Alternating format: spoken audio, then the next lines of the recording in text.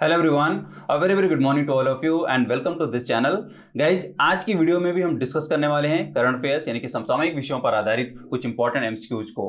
तो वीडियो बहुत इंपॉर्टेंट होने वाली है। वीडियो को पूरा देखिएगा, लास्ट तक देखिएगा और जो भी जानकारी इंपॉर्टेंट लगे उसको याद करने के साथ साथ नोट जरूर किया करें, बिकॉज ऐसी जानकारी बहुत सारे क्वेश्चंस को सॉल्व करने में हेल्पफुल होती है।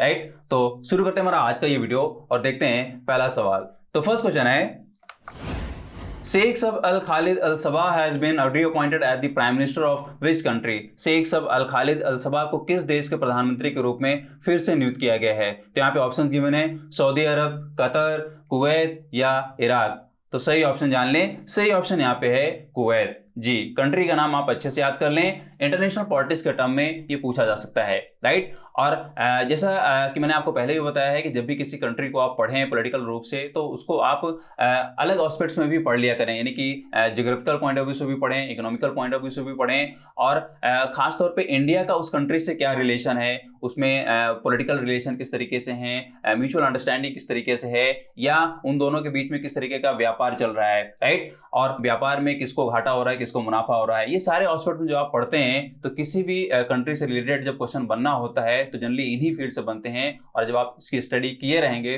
तो डेफिनेटली आप क्वेश्चन को सॉल्व कर पाएंगे। राइट, तो यहाँ पे बहुत इंपॉर्टेंट है, नाम आप अच्छे से याद कर लें, शेख सब अल खालिद अल सबा को फिर से यहाँ पे प्राइम मिनिस्टर नियुक्त किया गया है। मैं आपको बता दूं कि 14 नवंबर 2021 को शेख सबा ने अपनी गवर्नमेंट को एक तरीके से रिजाइन दिलवा दिया था, एक तरीके से टेंडर इसको कर दिया था, बिकॉज इनका अपोजिशन लीडर्स के साथ मतभेद चल रहा था, अपोजिशन जो लॉ मेकर्स थे उनके साथ मतभेद चल रहा था, इस वजह से इनकी गवर्नमेंट गिर गई थी, लेकिन फिर से इनको रिअपॉइंट किया गया है। राइट, तो बहुत इंपॉर्टेंट है, नाम याद कर लें, कंट्री का नाम याद कर लें, और एस्पेक्ट्स में जाएं, डायमेंशंस में जाएं, हर डायमेंशन में आप स्टडी करें और उसको पॉइंट को नोट डाउन करें। बहुत इंपॉर्टेंट है, क्वेश्चन कहीं ना कहीं बनने वाला है। राइट, नाउ देखते हैं नेक्स्ट क्वेश्चन।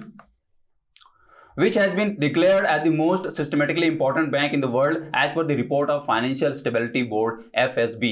वित्तीय स्थिरता बोर्ड (FSB) की रिपोर्ट के अनुसार दुनिया का सबसे व्यवस्थित बैंक किसे घोषित किया गया है? तो यहाँ पे ऑप्शंस गिवन है एशियाई विकास bank, Washington bank of America, Swiss bank of Switzerland या जेपी मॉर्गन बैंक। तो सही ऑप्शन जान लें, सही ऑप्शन यहाँ पे है जेपी मॉर्गन बैंक। राइट, तो बहुत इंपॉर्टेंट है, आप इस बैंक का नाम आप अच्छे से याद कर लें, और जिस बोर्ड की बात की जा रही है, बोर्ड का नाम है यहाँ पे फाइनेंशियल स्टेबिलिटी बोर्ड। राइट, बहुत इंपॉर्टेंट बोर्ड है इंटरनेशनल लेवल पे, इसको भी आपको ढंग से पढ़ लेना चाहिए। थोड़ा सा अगर मैं यहाँ पे ब्रीफिंग करूँ तो आपको मालूम होना चाहिए कि फाइनेंशियल स्टेबिलिटी बोर्ड जो है वो एक इंटरनेशनल बॉडी है जो कि ग्लोबल फाइनेंशियल सिस्टम्स के टर्म में रिकमेंडेशंस देती है, उन रिकमेंडेशंस को मॉनिटर करती है, और इसकी जो एस्टेब्लिशमेंट हुई थी वो G20 समिट के दौरान हुई थी। अप्रैल 2009 में एक समिट हुई थी G20 की, उसमें इस बोर्ड को एस्टैब्लिश किया गया था। राइट, और इसमें पर्पस सिर्फ यही था कि जो फाइनेंशियल स्टेबिलिटी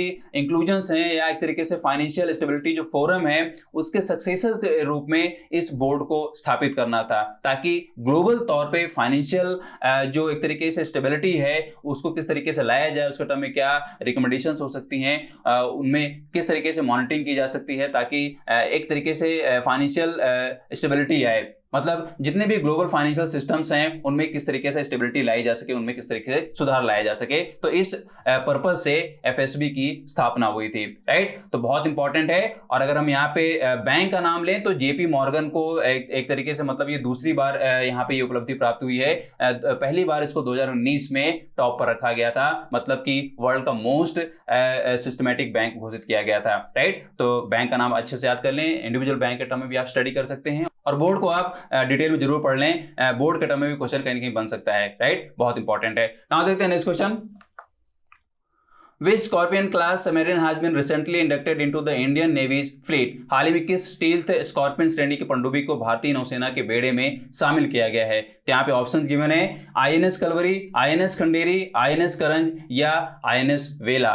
तो सही ऑप्शन यहाँ पे जान लें, सही ऑप्शन यहाँ पे है आईएनएस वेला, राइट। तो बहुत इंपॉर्टेंट नाम है, आप इसको ढंग से याद कर लें। और यहाँ पे जिस फॉर्मेट की बात की जा रही है, जिस श्रेणी की बात की जा रही है, वो है स्टील्थ स्कॉर्पियन श्रेणी, राइट। और यहाँ पे पनडुब्बी की बात की जा रही है, सबमरीन की बात की जा रही है, तो इसको भारतीय नौसेना के बेड़े में शामिल कर लिया गया है, राइट। मैं आपको बताऊं कि ये जो आईएनएस वेला है वो अब तक का 4th स्टील्थ स्कॉर्पियन सबमरीन है और इसको प्रोजेक्ट 75 के तहत बनाया गया है, राइट। क्या है? प्रोजेक्ट 75 के तहत इसको बनाया गया है। प्रोजेक्ट का नाम भी आप बहुत इंपॉर्टेंट है, इसको याद कर लें, इसका टर्म में भी क्वेश्चन बन सकता है, राइट। तो प्रोजेक्ट 75 के तहत 6 सबमरीन बनने हैं और उनमें से 4 सबमरीन बनाए जा चुके हैं जी। ये आईएनएस वेला जो है वो चौथा सबमरीन है, यानी कि इस श्रेणी का, स्टील्थ स्कॉर्पियन श्रेणी का ये चौथा यहाँ पे ये पनडुब्बी है, सबमरीन है। ऑलरेडी 3 जो हैं वो कमीशन्ड हैं। वो 3 क्या हैं? तो वो तीनों यहाँ पे ऑप्शंस में गिवन है, A B C, INS Kalvari, INS Khanderi, INS Karanj, right. तो ये यहाँ पे मतलब कि जो ऑलरेडी कमीशन है ये 3 हो गए और इसके मिलने से अब 4 हो गए, मतलब कि 4 स्कॉर्पियन श्रेणी की पनडुब्बी को यानी कि जो बात की जा रही सबमरीन्स की, उनको कमीशन किया जा चुका है इंडियन नेवी में, राइट। तो इन चारों का नाम आप अच्छे से याद कर लें। बाकी और 2 जो आगे इसमें कमीशन किए जाएंगे उनका भी नाम जरूर जल्द सामने आएगा, उसको भी आप ढंग से याद कर लीजिएगा। क्वेश्चन बहुत इंपॉर्टेंट है, ये डेफिनेटली डिफेंस सिस्टम के टर्म में या डिफेंस सिक्योरिटी के टर्म में क्वेश्चन जरूर बन सकता है या डिफेंस रिसर्च के टर्म में क्वेश्चन बन सकता है, बहुत इंपॉर्टेंट है। नाउ देखते हैं next question. Which mission has been launched by NASA to save the Earth from asteroid attacks? धरती को एस्टेरॉइड के हमलों से बचाने के लिए नासा ने किस मिशन को लॉन्च किया है? यहाँ पे ऑप्शंस गिवन है, आर्टेमिस, डार्ट, वेनरा या वाइकिंग।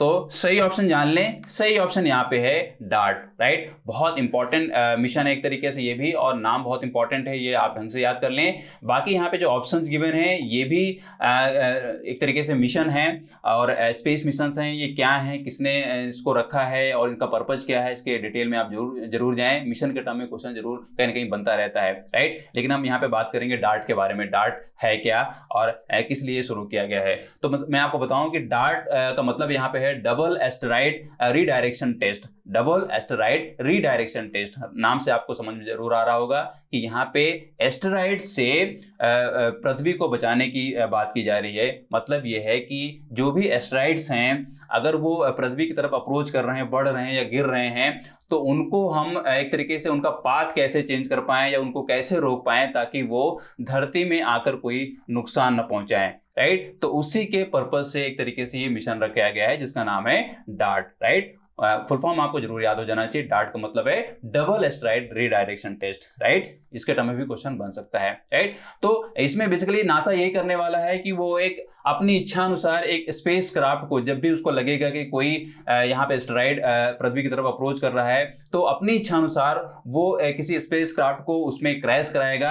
और क्रैश कराने से क्या होगा, ये पता चल पाएगा कि वो एस्टेरॉइड कितना अपने पाथ से डेविएट हो पा रहा है, राइट, ताकि वो कम से कम नुकसान पहुंचा पाए, राइट। तो इसी चीज को एक तरीके से टेस्टिंग करने के लिए ये मिशन रखा गया है। इसमें किस तरीके की सक्सेस मिलेगी या कौन सा इसमें स्पेसक्राफ्ट यूज होने वाला है, उसकी क्या पावर होगी, क्या उसकी स्पीड होगी ताकि वो उसमें क्रैश हो पाए, उसके पाथ को चेंज कर पाए। ये बहुत सारे टेक्निकल टर्म्स हैं, वो आगे ही इसके मिशन के सक्सेसफुल होने में समझ में आएगा, बट बहुत इंपॉर्टेंट है, आप इसको ढंग से याद कर लें, पढ़ लें। डार्ट का फुल फॉर्म पढ़ लें, इसके पर्पज को मैंने आपको बता ही दिया है, और इसमें और भी क्या टेक्निकल टर्म्स हैं, किस तरीके से ये यूजफुल होने वाला है। अदर जो मतलब कि स्पेस की जो अदर बॉडीज हैं उनके लिए किस तरीके से ये अप्रोच रखने वाला है ये मिशन, उसके टर्म में भी क्वेश्चन बन सकता है। बहुत इंपॉर्टेंट है, डिटेल में जरूर जाएं, राइट। नाउ देखते हैं next question. Resolved United Nations in a Divided World, which has been released recently, is the autobiography of which prominent personality? Resolved United Nations in a Divided World, जिसे हाल ही में विमोचित किया गया है, किस प्रसिद्ध व्यक्ति की आत्मकथा है? तो यहाँ पे ऑप्शंस गिवन है, बान की moon, Antonio Guterres, Bill Gates या अब्दुल्ला साहिब। तो सही ऑप्शन जान लें, सही ऑप्शन यहाँ पे है बान की मून, राइट। तो यहाँ पे नाम आपको अच्छे से याद हो जाना चाहिए। आपने जरूर ये नाम सुना होगा, बान की मून। ये यूनाइटेड नेशन यानी कि संयुक्त राष्ट्र के महासचिव रह चुके हैं, राइट। और इन्हीं की ये ऑटोबायोग्राफी है जिसका नाम है रिजॉल्व यूनाइटिंग नेशंस इन अ डिवाइडेड वर्ल्ड, राइट। और बहुत इंपॉर्टेंट है बिकॉज इस बुक में देखिए, पहली बात तो बान की मून ही अपने आप में एक बहुत ही प्रोमिनेंट पर्सनैलिटी है। और ये जो बुक है वो बेसिकली वो यही बताती है कि बान की मून के जीवन में जो संघर्ष रहा है, जो चुनौतियां रही हैं और भी जो चैलेंजेस रहे हैं, खासतौर पे यूनाइटेड नेशंस के महासचिव के टेन्योर के दौरान उन्होंने किन किन चुनौतियों का सामना किया और एक तरीके से उन्हें अपनी लाइफ में किस तरीके की प्रेरणाएं मिली और उन प्रेरणाओं ने उनको किस तरीके से महासचिव के काम में हेल्प की। ये सारी चीजें एक मतलब कि उन्हीं सारी चीजों का, अनुभवों का ही एक तरीके से इसमें उल्लेख किया गया है इस बुक में, इस आत्मकथा में, राइट। तो बहुत इंपॉर्टेंट है। बुक का नाम आप याद कर लें, यानी आत्मकथा का नाम आप अच्छे से याद कर लें और पर्सनालिटी का नाम आप अच्छे से याद कर लें। और बान की मून को अगर आप डिटेल में पढ़ना चाहें तो जरूर पढ़ें, बिकॉज इनकी भी एक तरीके से बहुत ही शानदार करियर रहा है, राइट। और अगर हम यहाँ पे अदर पर्सनालिटीज की बात करें तो ये भी प्रोमिनेंट पर्सनालिटीज हैं वर्ल्ड की, इनके बारे में भी आप डिटेल में पढ़ सकते हैं। क्वेश्चन कहीं ना कहीं जरूर बन सकता है, किसी न किसी पॉइंट में क्वेश्चन पूछा जा सकता है, लेकिन जब आप एक टू द पॉइंट पढ़ लेते हैं, एक बेसिक सरसरी निगाह वहां पे मार लेते हैं, तो क्वेश्चन जो भी चाहे इजी बनना हो चाहे मीडियम लेवल का बनना हो, आप उसको जरूर कर पाते हैं, राइट। तो डिटेल में जरूर जाएं, बान की मून पर्सनालिटी को डिटेल में पढ़ें और हो सके तो इनकी आत्मकथा को भी पढ़ें, राइट। बहुत इंपॉर्टेंट है दोस्तों। यही थे हमारे आज के इंपॉर्टेंट क्वेश्चंस जो जरूर आपके आने वाले किसी न किसी कॉम्पिटिटिव एग्जाम में पूछे जा सकते हैं या उनमें पूछे जाने वाले प्रश्नों के लिए हिंट के रूप में हेल्प कर सकते हैं, राइट। तो वीडियो को लाइक करें, शेयर करें और अगर आप चैनल में नए हैं तो इसको आप सब्सक्राइब कर लें, साथ में बेल आइकन को प्रेस कर लें ताकि इंपॉर्टेंट अपडेट्स आपसे मिस ना हो। और अगर आप सोशल मीडिया में फेसबुक और इंस्टाग्राम पे हैं तो वहां पे भी आप हमको फॉलो करें, बिकॉज वहां पे भी एग्जाम से रिलेटेड बहुत सारी इंफॉर्मेशन दी जाती रहती है, बहुत सारी अपडेट्स दी जाती रहती है। तो जब आप हमें फॉलो करेंगे तो डेफिनेटली आपको अपडेट्स मिलती रहेंगी, आप उसको मिस नहीं कर पाएंगे, राइट। और अगर आप ज्यादा से ज्यादा करंट अफेयर्स पढ़ना चाह रहे हैं तो आप हमारी साइट पे जाइए, वहां पे आपको daily current affairs different fields की दी जाती है, टू द पॉइंट, यानी कि पॉइंट वाइज वहां पे न्यूज दी जाती है। आपको कम समय में बहुत सारा कंटेंट वहां पढ़ने को मिल जाता है और खास बात ये होती है कि आप उस कंटेंट को आसानी से याद कर सकते हैं, नोट कर सकते हैं और एग्जाम टाइम में उसको रिवाइज करके जा सकते हैं ताकि आपको उसकी हेल्प मिल पाए, राइट। तो पढ़ते रहिए, मस्त रहिए, मिलता हूं आपसे नेक्स्ट वीडियो में, तब तक have a nice day, great day, thank you.